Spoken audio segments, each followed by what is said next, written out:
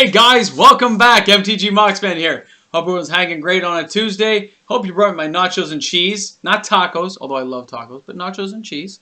I'm still waiting for most of my order. Nobody seems to bring me any. But it's okay, it's not actually that type of day anyway. Guys, I hope everyone's awesome. I hope you guys are like feeling the flow like I am. You know, it was an okay day. Work was fine. I hope you guys had a good day too. Lots of chatter online about the new cards coming up. A lot of new stuff being presented to us today. Some of it I liked. Some of it seemed like chaff to me. I'm not too impressed. Notice there was no huge cards that really grabbed me. And then it occurred to me as I was sitting there in the office, and I said, you know what? One of the people yesterday mentioned, like, hey, what's your predictions? So I asked you guys what cards you wanted. Then I did a little research and checked out a few things. I did a little of this. And a little bit of that. But then I came back. I didn't disappear. And I said, I wonder what I would like to see, what you guys would like to see, and what are the chances of that coming? So, I'm going to give it to you. Just the top 3 cards so we can kind of, you know, mill this out a bit. You know, a little bit of taste, as it were, to see if we enjoy what I've put together for you.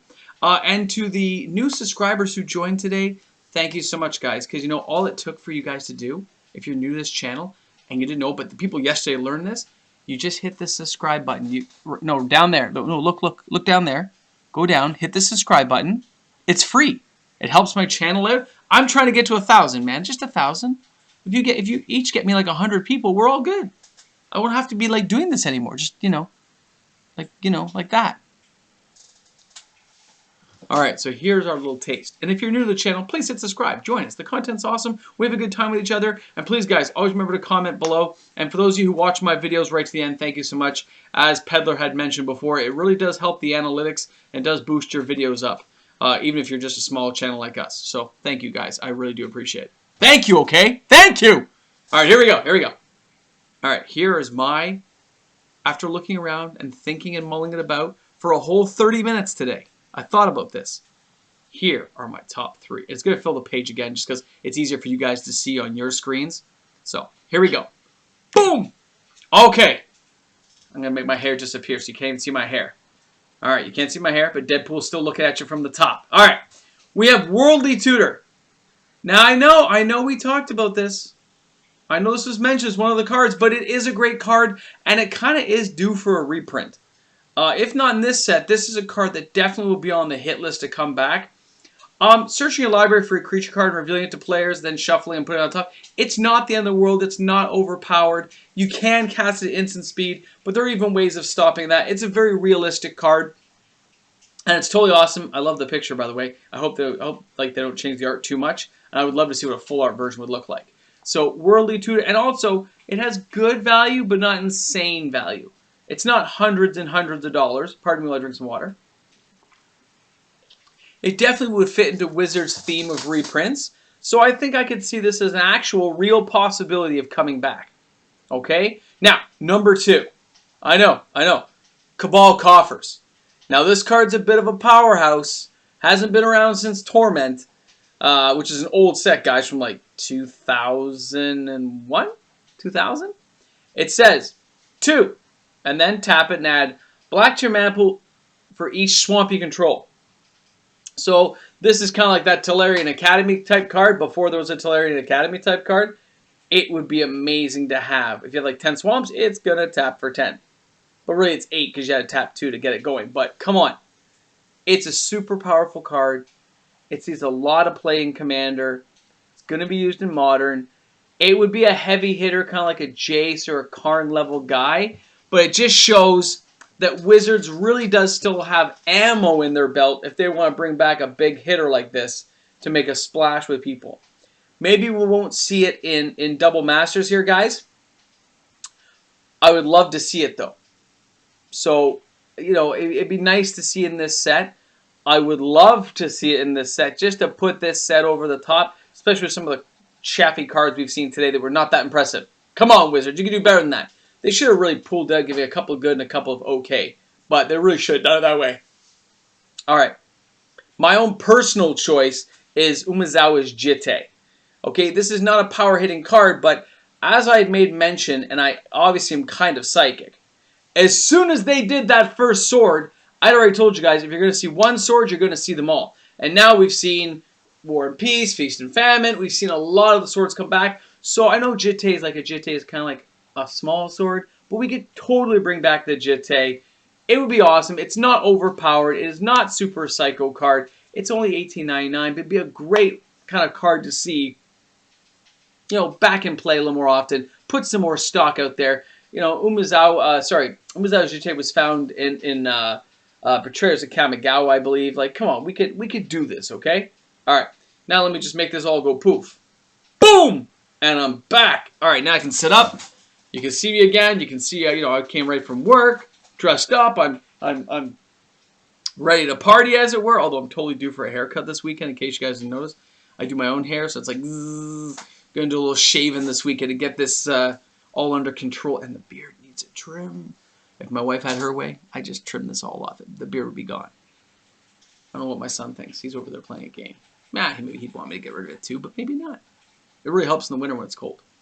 All right, so plus, you know, kind of like it. Although I gotta do some trimming in here, don't I? I don't hear I'm looking at the screen. You guys are stuck looking at me now as I talk about my face. I don't know. Off topic, I realize. So those are kind of like predictions that I would like to see. I agree with you guys. They'd be amazing cards to see. But the feasibility now of fitting these in with those last, what we got, like a day or two left, I think, of cards to go. And then we're done. And then that's it. Next week's release. So let's just say if we see even one of those cards come out, guys, that will be a hit and a half already. And I'll be totally cool with that. Even if we see one of those three, come on, that means 1 out of 3 ain't bad when we're here at the tail end of predictions of what we might see in Double Masters. Okay, there's a couple of cards I didn't even expect to see. By the way, I don't know if you guys noticed that, the alternate art for Stoneforge Mystic is beautiful. I was like, oh, that's a good looking card, man. Beautiful artwork, beautiful. All right, and to finish things off, we have a new Patreon supporter, MGM, and she asked me, or they asked me, or he asked me, or whoever you are asked me, because, you know, could be anybody, what I thought about the gameplay state inside stores. Now, when they allow people back into stores, there are still people buying cards. Okay, like, I mean, there's still people ordering off of eBay. They're still popping into their card shop to buy a particular card they want, and then they're going ahead and taking it home. I've done myself quite often. But the idea of being able to go into your store, play again, will that facilitate more spending? I mulled this over for a little while, and I gotta say, I don't think so. I don't know how it's going there in the US, but here in Canada, we are taking a real stance. Like, I've seen a real shift of how people are thinking, and they're thinking more towards savings. That doesn't mean you're not going to spend money and buy a card, but what it does mean is maybe you're going to think about it more before you go ahead and spend the big bucks. I know I myself, there's certain cards I've wanted to get. I'm an old school player, as most of you guys know, who followed me for a long time. I play kitchen table. We mix things up. I do pre-releases. I do have some Commander decks I play for fun. I'm not like a serious hardcore guy that way. I just enjoy playing and trying out crazy stuff. So for me, going to a store will be awesome. Being able to play in the store will be great again too. And I will spend some money. But I'm not everyone. I can't speak for everyone out there. But I think it's not necessarily going to be just because you go back into the store, you're going to be able to spend money. But you might be more likely to buy a pop when you're there. Spend $5 on a couple of cards you might have wanted to pick up. Or maybe buy a couple of booster packs and just have some fun right then and there. That I can see happening. It doesn't mean we're going to spend huge money, but by allowing us back into the stores to be able to sit and play, talk with our friends, you know, that's important. And that should be able to happen very soon. And when that does, I look forward, hopefully, to meeting some people in person, I guess. I'm here in Toronto, Canada, but I think there's a few of you who follow me, so there's no reason why I couldn't meet up somewhere on a day and say, hey, I'm going to be here at this time, and we could just talk, right? And play a little Magic. That's what it's all about, right? Bring a friend to Magic. I'd like to bring you guys to Magic. We'll hang out, right? It'd be kind of fun. Now, that said, I think it'd be good to know we can go to the stores. And I think it'll help stores immensely knowing that they can open and do these things. But a lot of stores have branched out into other things too. Like, Face-to-Face Comics card shop here in Toronto. They sell ice cream. They do smoothies and stuff from the street. As I drive by, I see them. So they're doing other things too to keep themselves afloat, plus their cards, which is great. So I'm looking forward to seeing how things go. I really hope it does help those businesses. I'm a big supporter of local businesses. I buy certain cards on eBay, but I'm more likely to go to my card shop. Even if I lose a bit on the trade and lose a bit on the sale, without that store, I can't meet other people and play, and I do enjoy doing it. I'm kind of an outgoing person that way. I'll be the first guy to say, "Hey man, how's it going, man? You want to play right now? Oh, you think I'm weird because I'm too close to you in the camera? Sorry." And then I'll back away, and I'll be totally chill. And I'll be lonely at the back, wondering why nobody wants to play Magic with me. But then I'll try again, because that's what it's all about, right, guys? So yeah, MGM, I think it'll be good for stores to know they can do it. I don't necessarily think people are going to go out and spend a lot of money right away doing it. I do think what Wizards is doing right now with Double Masters, definitely, guys, in my opinion, in my prediction, is making Modern more affordable, making Commander more affordable. By mass producing of these cards, they're going to lower the values. I still think it's going to screw over some of the collectors and some of the stores, but I think Wizards and Hasbro, for their part, are probably thinking the more people we get this into, the better it's going to be. And if they draw another 100,000 players in the next year, or whatever the number could be that they're philosophizing they're going to get, then maybe at that point they turn off the taps of the old reprints, print a few new sets, let it go for a bit, and let the value slowly build on some of those cards. Because I noticed a lot of the Master sets and Eternal Masters and Masters 25, not all those guys went up equally, right? Those all have different values based on what's inside. Double Masters has some very sick cards.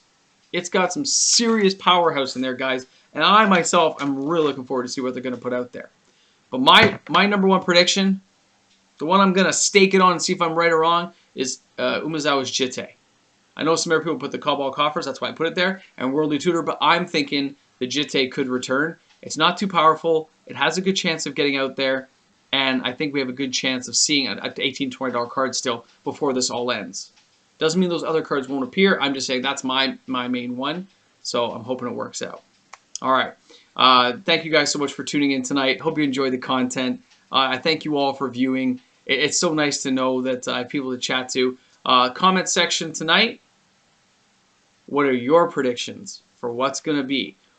Name one or two cards you think actually will, not some crazy thing, but what you actually think will be in the set. I lost my voice there. Hold on. That's a water thing. Right? What do you actually think will be in the set? Give me like just one or two cards, hopes and dreams. What is going in that comment? Put it in the comment section, guys. I want to know what you're going to put in so I can comment back to you.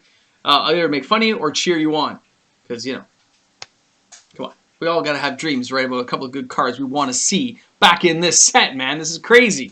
We've been waiting so long. Hey, next weekend, box release. And I have a special video for Sunday night. So it'll be a short video, but you might want to tune in for that one, everyone. So I'm looking forward to it.